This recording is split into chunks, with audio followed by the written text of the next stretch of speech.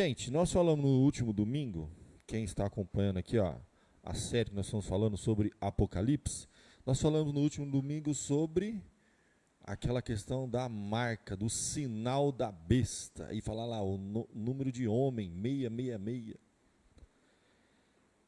Aí, a grande preocupação das pessoas que eu vejo no meio evangélico, quando não tem conhecimento, é o medo de falar, e pastor, e aí? Eu preciso ter certeza do que é esse número, do que é essa marca, porque aqueles que receberam essa marca estão perdidos, vão para o inferno. E nós vamos começar hoje à noite o capítulo 15. Estamos avançando, gente, vai ser muito rápido. Vamos terminar hoje mais uma sessão, depois 16, 17, 18, mais uma. Aí tem, caminhando já para o final, capítulo 20, já vai ser Novos Céus, Nova Terra, acaba o livro. Tá? E a gente vai ver, no capítulo 15, e vai ser bom eu dar uma mastigada com vocês antes, né? Quando ele fala daqueles que foram marcados. Né? É o momento de juízo. Você lembra? Essas sessões de Apocalipse que a gente vem trabalhando, elas sempre tem assim, sai na frente a pregação do Evangelho. Cavalo branco, por exemplo. O Evangelho é pregado. As pessoas, alguns aceitam, outros rejeitam. Depois vem os flagelos de Deus. O cálice, né, as trombetas, os cavalos, né?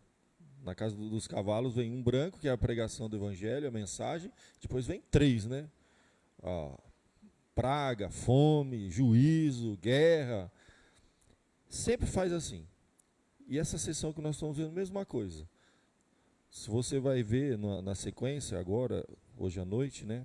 São várias vozes, né? A primeira voz é um anjo voando, tendo um evangelho eterno para pregar aos que se assentam sobre a terra.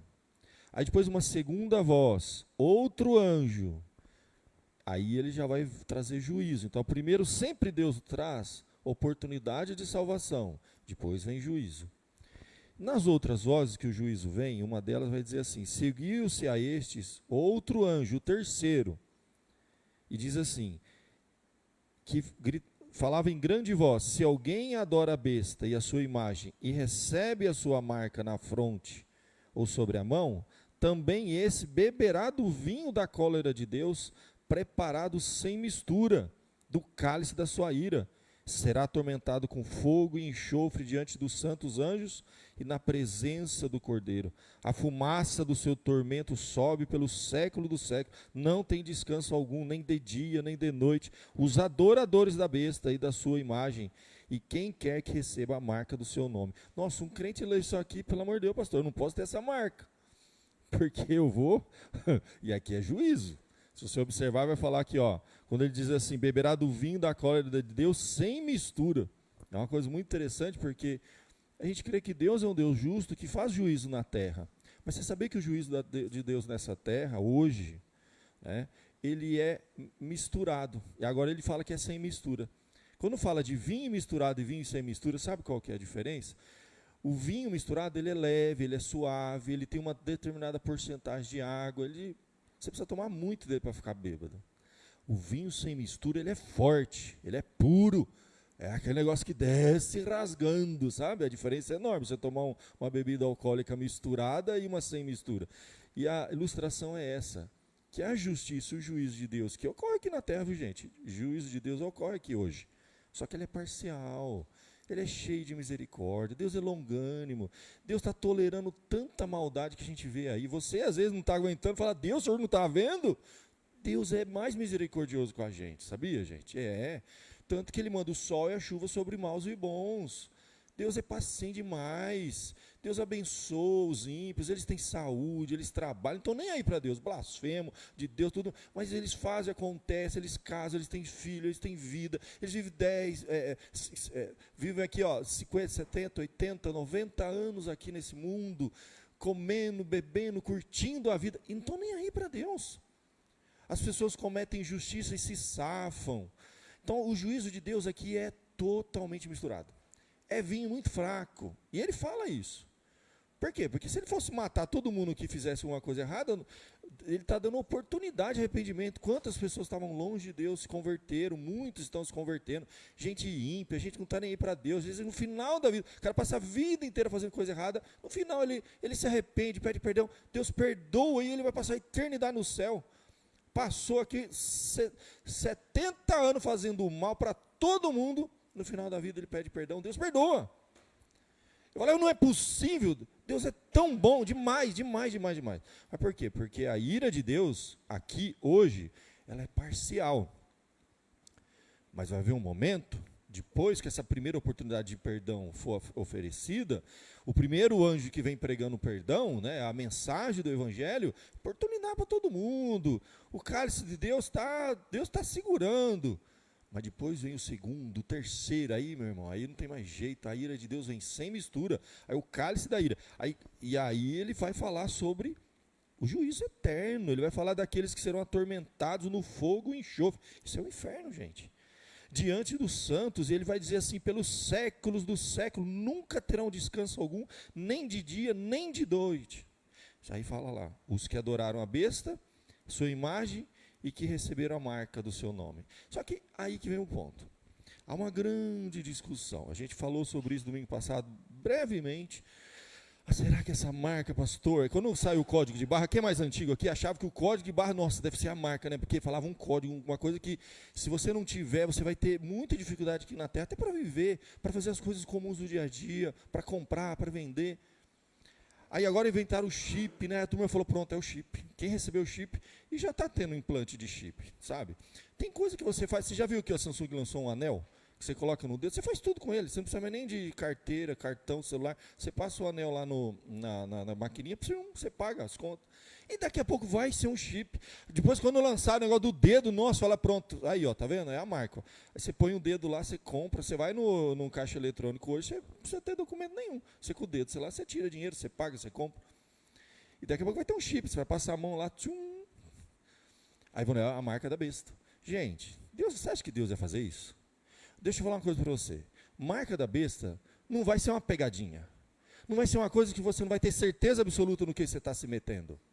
E vamos pensar aqui, há uma interpretação muito possível, ainda que possa ter uma coisa mais material, concreta, mas eu tenho lido muitos autores sérios, reformados, teólogo bom mesmo, fala assim, cara, vamos falar qual que é a grande marca do cristão aqui na Terra e do ímpio, qual que é a grande diferença? Porque quando você fala de fé, de vida com Deus, de salvação, existem dois aspectos. Existe um aspecto interior que ninguém vê.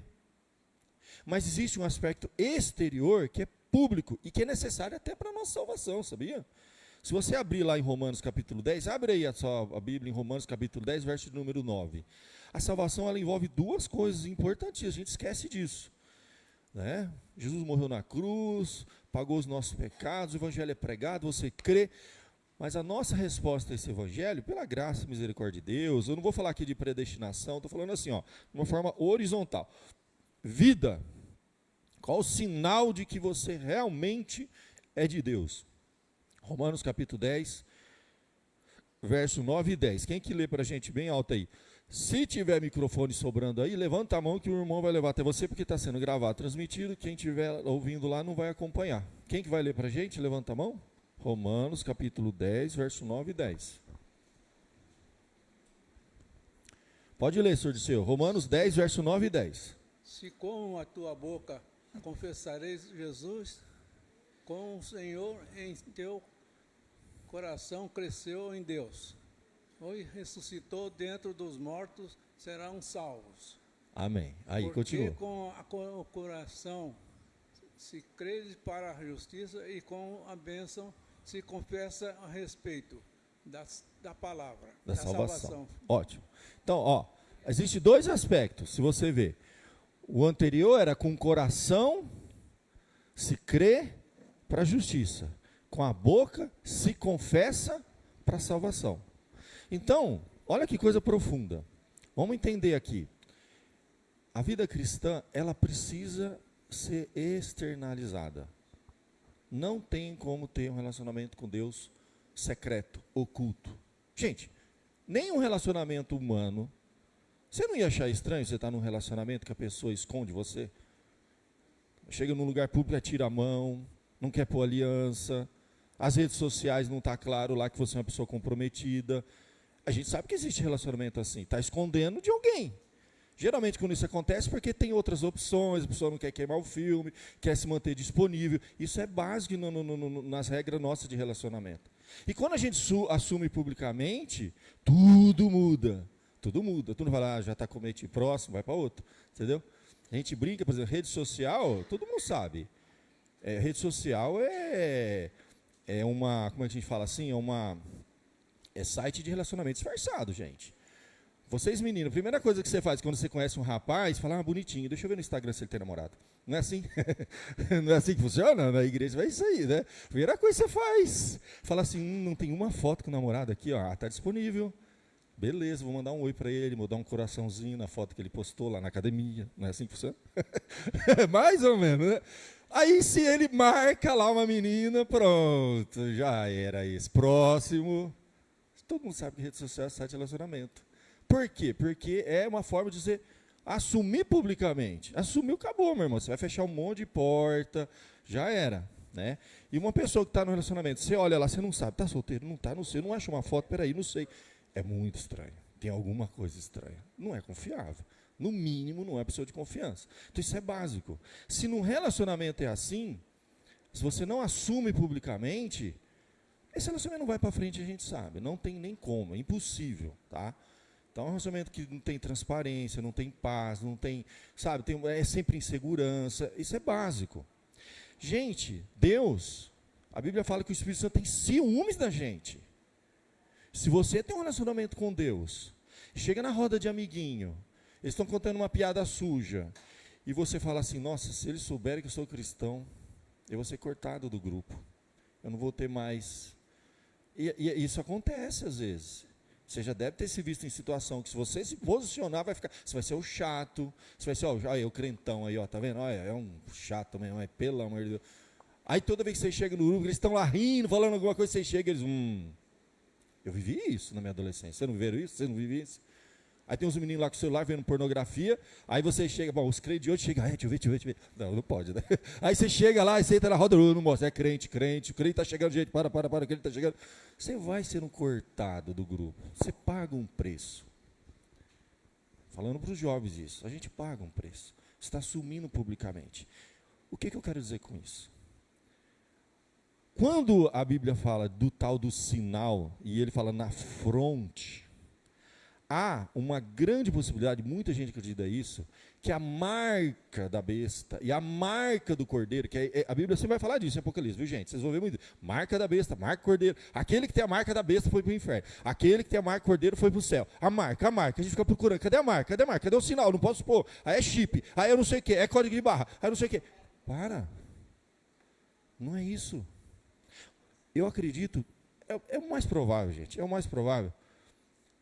O que é a grande marca do cristão? É vida com Deus. É assumir publicamente, é a marca. São os sinais. Pelo fruto a gente conhece a árvore. É isso, com a boca, com o coração a gente crê, mas com a boca a gente confessa. É assumir publicamente, é o grande sinal, é vida. A gente tem que ser diferente do mundo, não tem como. Não dá, se o crente ele não consegue, ele fala, eu me sinto igual a todo mundo, tem alguma coisa errada. Então assim, se a gente olhar biblicamente para a questão, tá? Eu não tenho dúvida disso, e o texto ele vai dizer assim, ó, ele fala sobre a vida, nós vamos falar hoje à noite, eu estou só dando uma pincelada para ficar mais fácil para vocês, né? Ele diz assim, ó, são estes os que não se macularam, ele vai falar, são eles os seguidores do Cordeiro, por onde quer que vá. Ele vai falar, aqueles que não foram marcados com a besta, eles são seguidores do Cordeiro. Onde quer que eles vão, todo mundo sabe, olha, ele é seguidor do Cordeiro.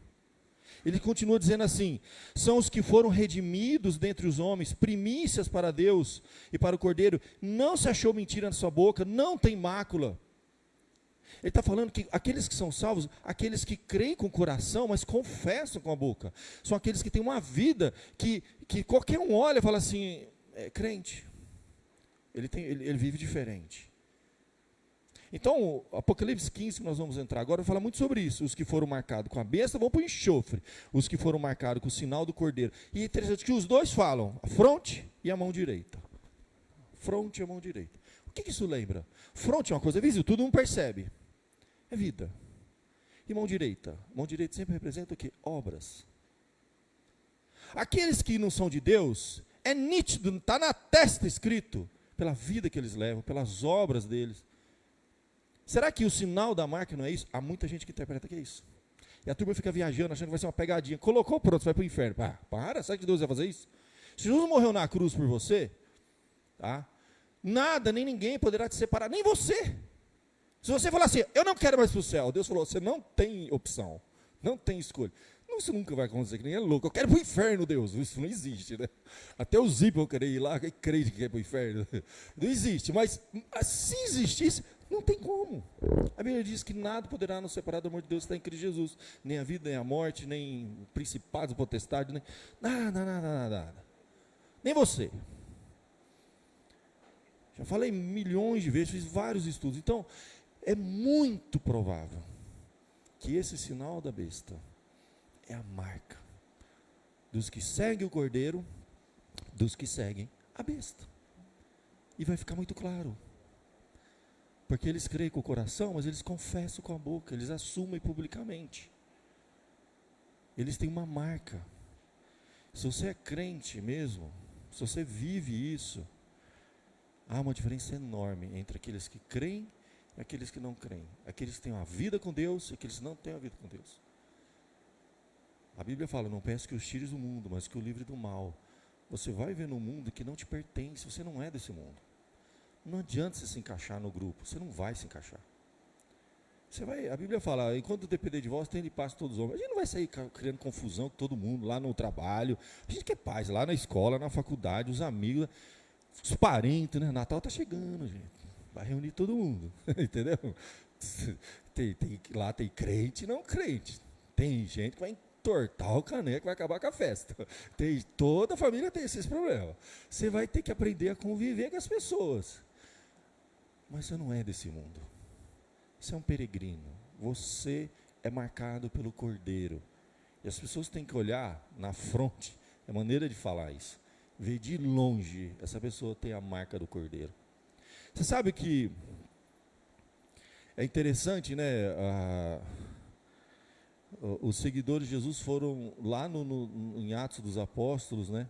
Foram chamados pela primeira vez de cristãos. Você sabe o que significa isso? É um diminutivo de Cristo. No grego está assim, ó. É como se fosse assim, ó. Eles são os cristãozinhos.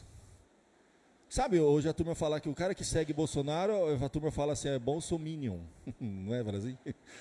Você sabe que a primeira vez que os cristãos foram chamados de cristãos, é porque eles tinham uma vida que parecia tanto com Jesus, que fala assim, ó, um cristão miniatura aqui, ó. Ó, um bolsominion aí, ó. Não é bolsominion, a ideia é essa, entendeu? É Jesus, tá? Fala a mesma coisa que Jesus, pensa igual a Jesus, vive igual a Jesus. As pessoas começaram a ser chamados pela primeira vez, porque a vida, a marca na testa deles, eles eram o seguidor do Cordeiro. Quem olhava falava assim, ó, esse aqui segue Jesus, ó. Uma das histórias mais lindas que eu já vi sobre isso, sobre esse testemunho, é um dos missionários que quando eu era adolescente eu me converti. Eu achava que ia ser missionário, viu, gente? Nossa, eu ficava lendo aquelas histórias dos missionários que iam lá para a África, ia para não sei aonde. Aí até que eu vi a realidade, eu falei, vou ficar quieto aqui em São Carlos. Não, estou brincando, se Deus chamar eu vou. Mas beleza, por enquanto ele chamou, eu estou há 20 anos aqui. Uma das histórias mais lindas que eu já vi foi de um missionário chamado David Livingstone. Ele era inglês e ele desbravou a África. Mas sabe o que é desbravar? Você não tem noção. Para você ter uma ideia, o mapa mundi não estava pronto ainda. Olha o nível da coisa. A Inglaterra tinha, né, o departamento lá que fazia os mapas, se eu não me engano era Royal... eu não lembro o nome lá agora. Eles faziam os mapas. Esse missionário, ele tinha uma ajuda dessa instituição. Ó, na medida que você for avançando para o coração da África, o mapa mundi, antes do David Livingstone, o coração da África... Era era pagar. Ninguém sabia o que tinha lá dentro. Ninguém conhecia. Homem branco, assim, né? Civilizado. Tinha as tribos lá africanas, normal.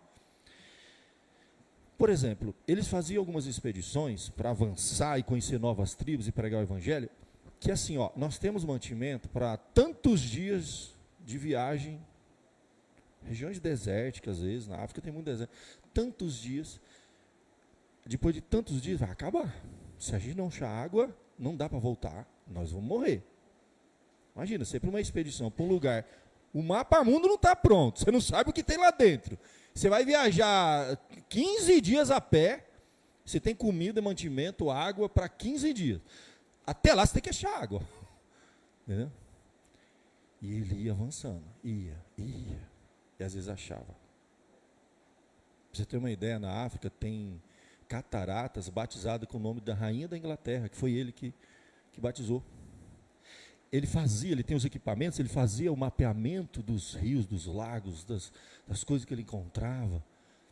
E ele mandava, acho que era Royal Society, um negócio assim, para terminar de fazer o mapa mundo, a um nível da coisa.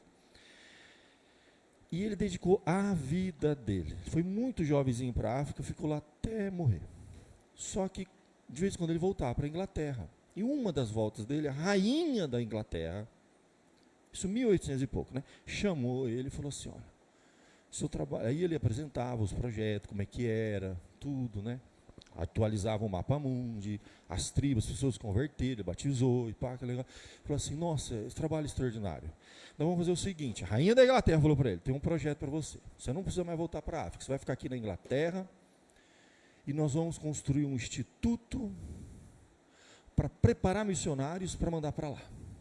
E você vai coordenar tudo isso. Quanto você precisar, você vai ter. O cara ia morar em Londres, uma baita de uma casa maravilhosa, com a família dele, os filhos, né? Amigo da rainha, com muita libestelina, para fundar uma instituição e ensinar missões. Eu ia pensar, ia balançar, opa, ficar peregrinando lá no deserto, levar flechada, fugindo de onça, pelo amor, né? Já fiz minha parte. Ele falou, não terminei minha obra lá ainda. E ficou até o fim da vida dele lá. Quando ele morreu, os índios, para levar até a praia, para pôr num navio, para levar para Londres, para enterrar, pelo amor, né? Mas falaram, ele vai ter que ser enterrado em Londres. Os índios falaram, tá bom, o corpo vocês podem levar. Ele se tornou um líder espiritual de muita gente lá naquele continente. O corpo vocês podem levar, mas o coração vai ficar aqui. Foram embalsamar ele, abriram ele, tiraram os órgãos, já, depois que faleceu, já com uma certa idade. Tiraram o coração e enterraram no coração da África. O coração de David Livingstone estava enterrado no coração da África. Na cultura africana, se perguntar para David Livingstone, todo mundo sabe. Ele é como se fosse um, sei lá, aqui no Brasil nós temos alguns Padre Anchieta, sabe? Uma figura assim que é, sei lá, do catolicismo, uma coisa forte. O corpo dele foi embalsamado, levado de navio. Sabe onde ele está enterrado? Do lado de Shakespeare, na abadia de Westminster. Olha o nível da coisa, né? Era amigo da rainha, todo mundo conhecia ele. Depois disso, muitos missionários foram para lá. Muita gente foi pregar o evangelho lá na África. E eu me lembro de uma história linda que conta que alguns missionários chegaram numa tribo, muito tempo depois, anos depois que ele morreu, tudo, né? E começaram a pregar o evangelho e falar de Jesus. Jesus é isso, Jesus faz assim, Jesus vive assim. Aí os índios, esse Jesus passou aqui. Aí, como? Não, viveu aqui com a gente, fez isso. Tudo isso que você está falando aí, essa pessoa viveu aqui com a gente. Aí falou, não pode ser. Mas quanto tempo faz? Tanto tempo. Aí calcularam. Como ele era? Foram ver. Sabe quem era? David Livingstone. Ele entrava numa tribo, ele não sabia nem a língua. Como é que ele ia se comunicar? Ele vivia o evangelho de uma forma tão intensa, que era Jesus vivendo através dele, que todo mundo olhava e falava assim, olha, esse é filho do Cordeiro. De modo que depois teve gente que achava que não, Jesus, essa pessoa passou aqui, viveu com a gente um tempão aqui, batizou um monte de gente aqui, ó. Porque a comunicação era tão difícil, era vida, não tinha. Imagina se nós fôssemos mudos, e a gente não conseguisse falar do evangelho, e tivesse que só viver o evangelho, a gente ia conseguir pregar? Imagina isso. A dificuldade de comunicação em determinadas línguas, você não dá tempo de você aprender todos os níveis e detalhes da língua. Até hoje estão traduzindo, né? Tem os trabalhos de tradução dos dialetos, são milhares de dialetos, cada tribo tem um dialeto diferente. Era vida. As pessoas olhar na fronte e ver a marca do Cordeiro. Então, para mim, e é muito possível, gente, que essa seja a marca. É Cristo vivendo dentro de você. E a marca da besta é gente que viveu uma vida ímpia, que mentia compulsivamente, que vive fazendo coisas que desagradam a Deus, que as pessoas olham e falam assim, esse cara não é de Deus, esse cara não é crente, tem nada de Jesus na vida dele. As pessoas que nos conhecem intimamente olham para a gente, vê Jesus na nossa vida, essa é a marca do Cordeiro. Se nós não temos a marca do Cordeiro, fala, eu vou na igreja, eu fui batizado, eu isso, eu aquilo, eu dou o dízimo. Você tem a marca do Cordeiro? Essa aqui é a grande pergunta. Isso que a gente tem que temer. Mas se a minha vida tem mais marca da besta do que do Cordeiro, então é isso aí que eu devia temer. Se no grupo da escola as pessoas não vê Deus na minha vida, nem sabem que eu sou crente, nem tem noção disso, então é mais provável que a marca da besta que está em mim, está nele, está tudo beleza. Tamo junto. Hoje, amanhã e eternamente, né? Ô louco, estou fora. Eu quero ter a marca da besta e pagar o preço. Pagar o preço de assumir o compromisso público. Assim como no relacionamento, se não assumiu, não tem relacionamento. Alguém diz, olha, o relacionamento só começa quando você assume publicamente na internet. Antes disso, não tem vida. Pior que é mais ou menos isso. A vida com Deus só começa quando você sai lá fora, com o coração você já creu, foi batizado, agora com a boca você confessa lá. O batismo de todos no passado, lá do eunuco, né? Aquela história muito interessante. Eu gosto de uma frase que diz lá assim, o eunuco, você conhece a história do eunuco, né? Está lá em Atos capítulo 8, eu não vou ler que não vai dar tempo. O eunuco, gente, você sabe o que é um eunuco? O eunuco é um homem castrado. É um homem que cuidava dos haréns. E a Bíblia diz que ele era um adorador. Isso é muito profundo, é um texto que dá, nossa, você estudar com profundidade. E ele não conhecia o Evangelho, ele lia o Antigo Testamento. Só que lá que diz que ele era superintendente de todo o tesouro da rainha Candace, lá da África. Sabe que aquela região já foi muito próspera. O fato é que esse homem estava no carro, cavalos e tudo, lendo Isaías. Deus vai. Eu vou abrir aqui que acho que é melhor, né? Romanos, rapidinho aqui, ó, para a gente vai terminar aqui, ó. Romanos, capítulo 8, deixa aberto aqui, ó. É que o texto é longo, eu não vou ler tudo, mas do verso 26 em diante, deixa aberto aí sua Bíblia, ó.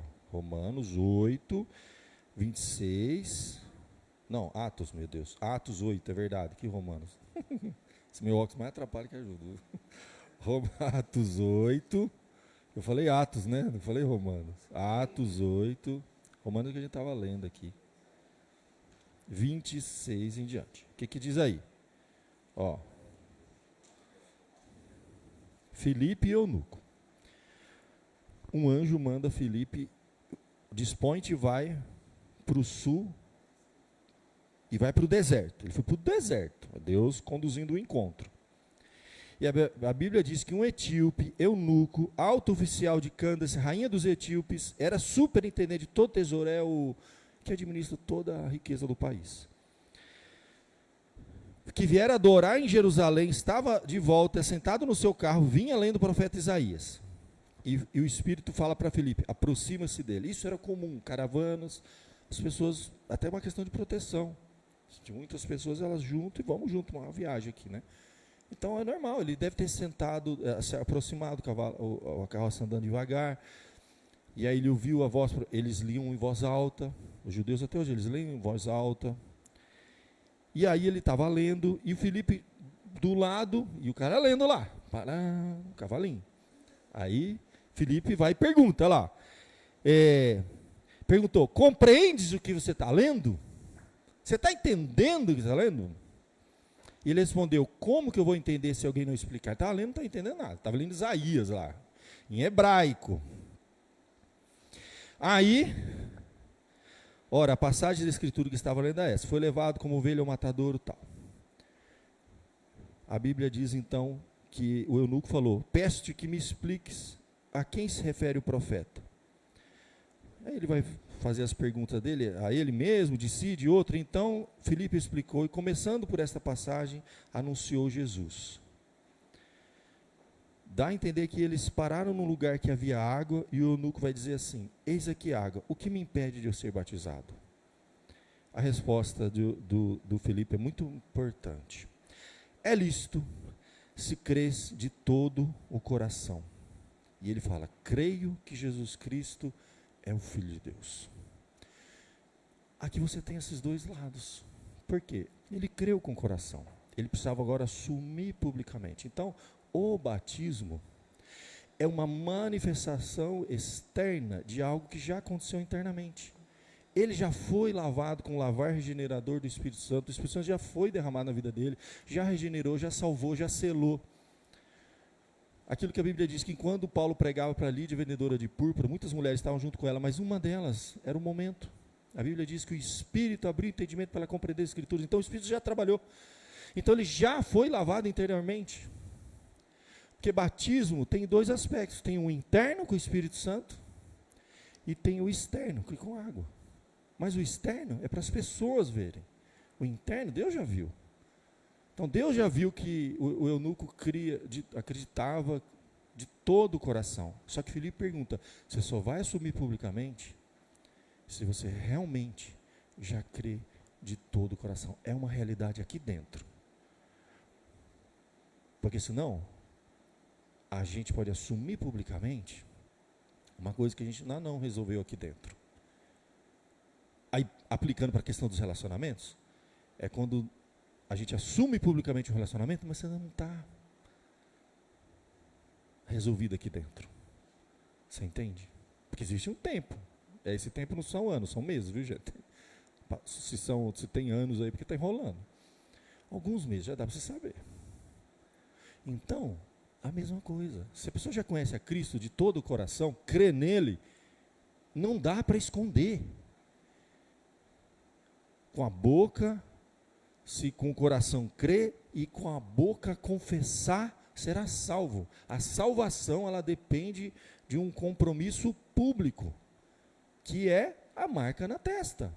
Pagar o preço, tomar a cruz e siga-me. É viver nesse mundo que é hostil a Cristo. Vós não sois desse mundo, Jesus falou, assim como eu também não. E a oração é, eu não peço que os tire, mas os guarde do mal, porque a gente está aqui, o mal está aqui, o negócio aqui é... Aqui, meus irmãos, é campo da besta. A maioria tem a marca da besta. E o juízo vai vir sobre isso aqui. Por enquanto parcial, mas uma hora vai vir sem mistura. Nós somos os cordeiros, Paulo vai falar na carta, né? Levados ao matadouro. Nós estamos aqui para ser testemunha. E Jesus falou, e sereis minhas. Você sabe o que é a palavra testemunha? É mártir. Ser testemunha de Jesus é ser um mártir aqui na terra. É andar com a marca do cordeiro na testa no mundo das bestas, em que as pessoas têm a marca da besta, seguem a besta, vivem com o sinal da besta, do jeito que a besta quer. E você é colocado num lugar que... Você fala, eu não sou desse mundo. Você tem que sentir assim, ó, eu não me sinto bem aqui. O verdadeiro cristão vai chegar uma hora que vai falar assim, verdade, pastor. Não me sinto bem na faculdade, não me sinto bem no meu trabalho, não me sinto bem, parece que eu não faço parte desse mundo. Aí eu quando uma novidade para você contar, você não faz mesmo. Se você falar assim, eu me sinto tão bem aqui. Nossa, quero ficar aqui, olha, eu vou juntar no celeiro. É a história do louco, essa noite pediram a tua alma. Quem está muito bem identificado com a besta e as marcas da besta e vive igual a turma da besta aqui, tem alguma coisa errada. Nós não somos desse mundo, a marca nossa não é desse mundo, a gente não tem nada a ver com isso aqui. Nós estamos aqui rapidinho, chamando uma meia dúzia que tem para partir, porque o juízo está vindo. Você é um peregrino em terra alheia. Você não é desse mundo, você não vai ficar aqui, não constrói nada aqui. E esquece. A ideia é essa. Não construir, que eu digo, óbvio, que você tem que trabalhar, comer, você tem que ter uma casa para dormir. Isso é básico, mas calma. Lembra. Por isso que a Bíblia o tempo todo fala, não ajunteis tesouro na terra, gente. A traça corrói, ferrugem, ajunta no céu. Por quê? Porque você é peregrino, você está numa terra estrangeira, você está de passagem. Amanhã eu vou fazer uma viagem lá para outro país, eu vou ficar aqui um mês aqui viajando, aí você quer comprar um monte de coisa que você não vai poder trazer. Adianta.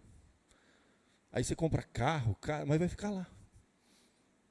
Você só compra, quando você está viajando, você só compra coisa que cabe na mala. Você já viu aquele dilema da gente? Se eu comprar isso aqui, não vai ter como levar no avião. Aí você compra? Você não compra.